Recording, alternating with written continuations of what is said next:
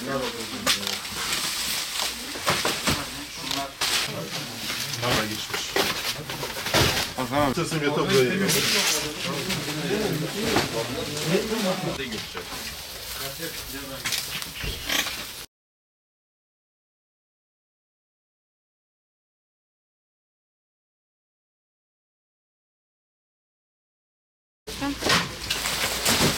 Bütün durumu bu.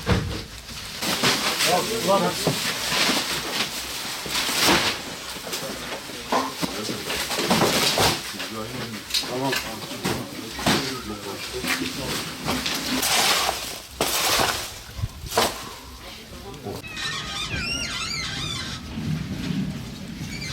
Kaldı biraz daha kaldı. Biraz bu tarafa.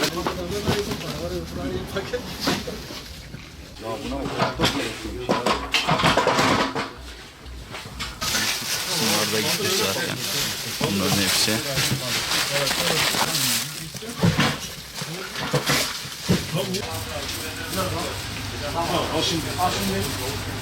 Evet.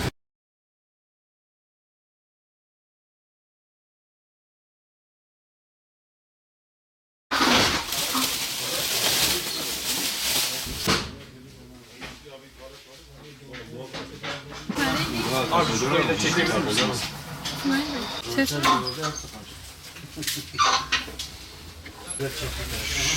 Pislik.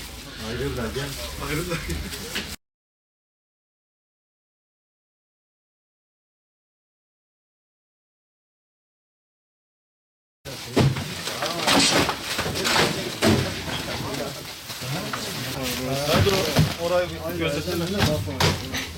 Geldik.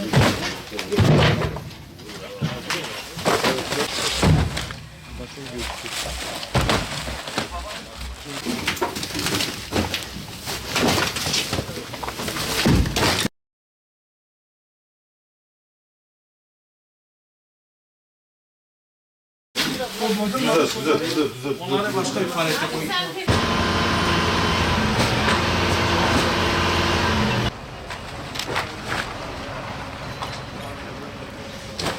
En büyük olsa.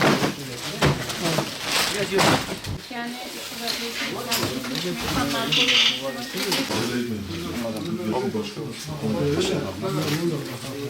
Çoğu.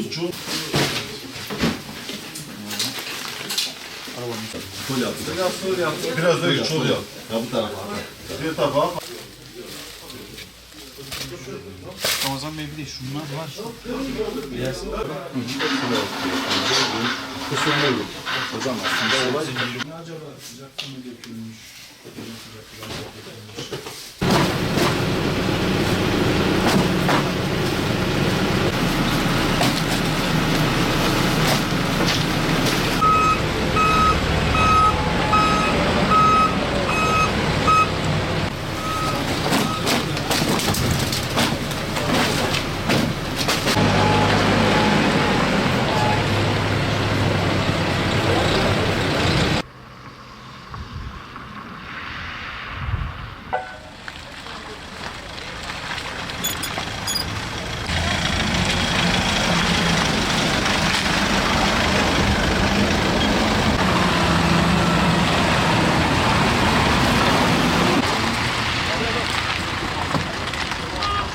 Güverek Belediyesi zabıta ekipleri olarak yaptığımız denetimlerde pazarlamacı bir esnaftan şüphelendik ve yaptığımız takip neticesinde deposuna ulaşıldı. Deposundaki yaptığımız denetimlerde 50 ton tavuk ve ürünleri son kullanım tarihi geçmiş ve bozulmuş ürünler tespit edildi. Tarım İlçe Müdürlüğü ile birlikte yaptığımız denetimlerde şu anda kamyonlarımıza yüklenildi. İmhası birazdan gerçekleştirilecektir.